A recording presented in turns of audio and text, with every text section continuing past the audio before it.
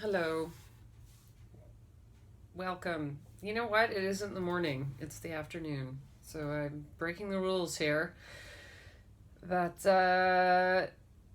this is the show called Not That You Asked, and my name's Audra Ricketts. And the reason why I turned this camera on right now is because I have an art studio that I'm not using very much, but I pay almost $500 for this space.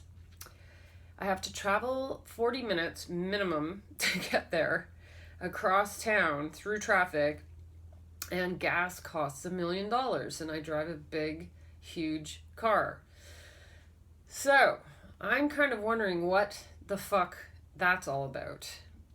Now, usually I pay for what? I paint in the evenings at home, alone.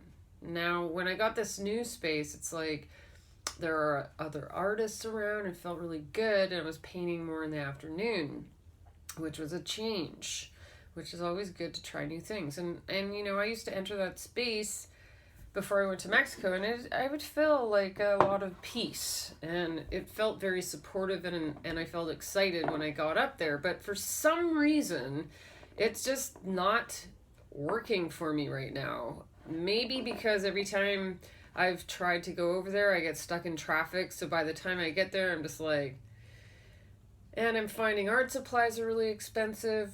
And I find that frustrating. And then when I go to make art, I don't know what the fuck I want to paint. And I don't really know. Like, it just feels like a fucking waste. It feels like an incredible waste of time and money. So you're basically buying expensive art supplies and you apply the paint to the surface, but then what? And then it just ends up in fucking storage. Like, I'm so fucking bored with this model, people. Now this is different. Here is my iPhone on a shitty tripod. I'm at home. I can play it whenever the hell I want and can shoot wherever the hell I want, and I can do whatever I want. And it's free. And it's freedom. And I studied art at Emily Carr. First I was at Langara, but anyways, I remember I had this tiny little studio corner, and I'd go in there and I was like painting by myself alone. And I got to a point where I was like, this isn't enough for me, for fuck's sakes. It's not enough. And I quit art school because I thought it was, again, really expensive for them to not fucking teach me anything. Basically, you get a space, and then you have these art teachers, instructors, just you critique your art, everyone says a bunch of bullshit, and then you go back to your space, and you're like paying top dollar to do that, there's no fucking guarantees of ever making any money in this world. And it was just like, fuck this, I am fucking out of here. And I had just taken a intro to acting with a friend, and it fucking blew my mind. It blew my mind what I was learning in this class. Like, to have permission to cry and scream and get angry and express all this stuff that I have, and you're allowed to, and you're encouraged to, and like you're meeting all these people where you're wide open. I quit art school and auditioned for acting school and got in. So I went straight into a full-time intensive, which was like, whoops. Still, I can say this, one of the greatest experiences of my life. Like, I felt so alive and so happy learning how to act. And I don't know if I learned anything, but it was this, you're learning all this movement. So you're like, get really strong, because we were doing yoga and all sorts of physical stuff, which I love. 3 times a week. We're doing voice classes, which I totally need because my voice is fucked. And my jaw is tight and I sound like, ha. But anyways, it was all about me. That's what But the most beautiful thing about studying acting is it's about truth, which is what I love. It's authentic, truthful reaction in the moment, which is what's happening right now. But if you can actually figure out how to do that as an actor, you're gonna kick ass. But it's so freeing, and it's the opposite of what you think of when it comes to acting, which is, oh, it's phony and fake and blah blah blah. It's actually like an spiritual situation. That's what I got, and that was a long time ago, and I wasn't into anything spiritual then, and I could still see it's about truth, living in the moment and honest, truthfully reacting in the moment, whatever. Anyways, so I'm finding myself in the same predicament, which is how life is. Cyclical, cyclical, cyclical. So you end up coming back, and that's my fucking life. It's like, I hate painting, so I quit painting, then I'll try acting again, and then I'm not a good actor, and I don't get work, so I'm like, fuck this, I don't have the thick skin to be an actor. Like, it really hurts. Like, when you fail publicly in an audition, and people are like wanting you to be a good actor, and you just don't know how to fucking do it, which is what my story is so humiliating and intense. So I'd be like, fuck this, why do I keep thinking I'm an actor? I'm not an actor. Then painting comes back in. I try to be a painter, and I don't even really feel like a painter. I'm just not good at either of those things. I might be okay at both of those things, but I'm not, it's just not. But believe it or not, this kind of thing, where I know how to do this, I know how to complain about things and express myself and talk about things and share my energy and enthusiasm and stories and ideas. That is what I think I'm supposed to be doing, and that's why I'm doing this right now. So if this is totally boring or driving you nuts, or I swear too much, I'm really sorry. But this is actually my way of, what am I saying? I don't know what else to do, and this feels right. You know, like I was just gonna say, you know, like if you're a writer, it's kind of similar. You can write wherever you go, but it doesn't make writing easy, because that's also very challenging, you know, but at least it's not like you have to go and buy more and more art supplies, and then you have to figure out where to store all this stuff. That drives me nuts. It's driving me nuts. But, you know, I'm just wondering, you know, like, I really believed I needed this studio space. What is it for then if I don't really feel like painting? You know, like, when I was in Mexico, the plan was to go and paint. So went on all these adventures to find all these art supplies. So I'm doling out all this money to get canvas and paint and brushes and all this stuff, duct tape and supplies. And then when I go and try to paint, there's nothing there. And I keep trying all these abstract techniques, and let's try abstract, as I feel like I'm fucking sick and tired of doing the same stuff, like figurative artwork. So, but it still just feels like it's for nothing. And Elizabeth Gilbert, writer, author of Eat, Pray, Love, she talks about that in her Big Magic book, which is about creativity. And she says it's about nothing. Making stuff is sacred, and it's, what does she say?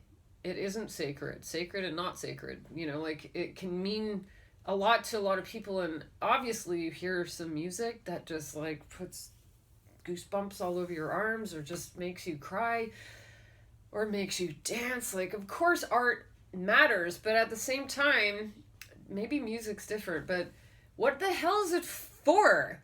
And I guess that's the point, is you're supposed to do it for yourself or something, which is why I'm shooting these long, drawn-out, complainy videos. I'm hoping I have something to share with you, and what I'm trying to share is the stuff that has worked for me, if I'm suffering or in life, or like take action on certain things. And what this particular thing is me trying to figure out why I keep going in circles when it comes to performance and painting. And, you know, I'm spending money on this art studio. What is it for? Like, do I really want it? Do I need it? Is that really? And this is like the spirituality dilemma thing is, when you're seeking outside of yourself and looking for the answer so you'll be at peace. That's usually what happens to people. You tried this thing and that didn't work, and that, if I get a house, if I have more money, if I have a wife, if I have children, if I have vacations, if I have the nice car, if I change careers, if I do all these things, surely I will come back to feeling at peace, like when you were a baby. But it doesn't work because you're looking outside of yourself for the answer, which is all that I'm doing. That is all I'm doing. And it includes this fucking video. I am trying to do this to feel more at peace. And it actually helps. Whatever these things are for, it's already 11 minutes.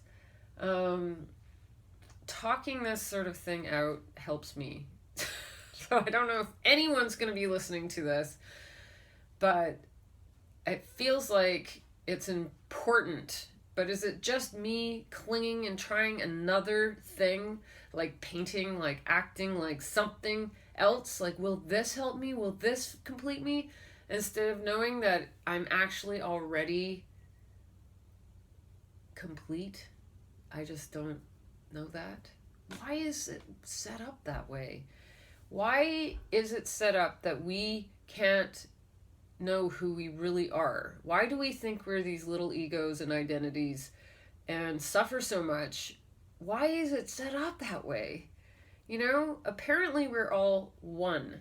This silent presence that's just there. A peaceful, when your thoughts are racing around in your head, if you stop and you watch the thoughts, what is the thing that is watching and listening to these thoughts?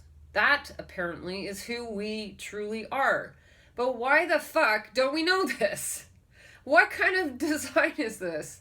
And apparently it's life or God or whatever hiding from itself and wanting to experience itself. So that's why it appears that we're all broken into these tiny pieces, like a million people.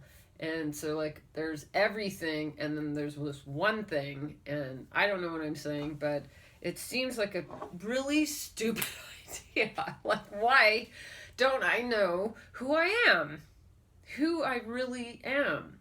This silent, present awareness that's here, that's always here, that's looking out these eyes, or that's just here. There's this... That's apparently who I am and who you are. And there's no separation. So all this stuff that I'm freaking out about is something. Apparently just energy.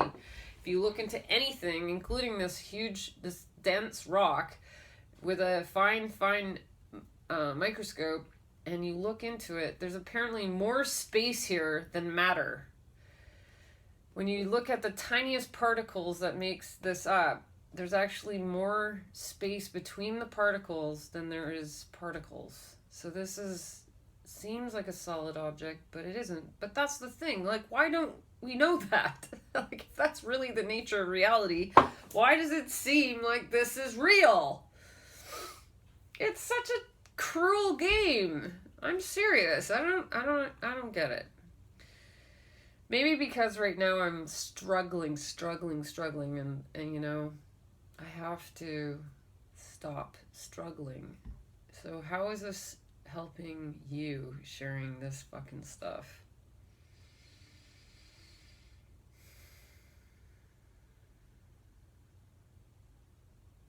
I have no idea. Sorry. Well, that's the struggle. This is the new name for the show, The Struggle. How about that? But right now, what isn't working in your life that you keep trying to make work, but it doesn't work? Can you let go of it and move on to something else that will work really well? That's what I want to do. So I'm going to meditate on that, and you meditate on that, and we'll meet back next time and see what has happened, if anything has happened.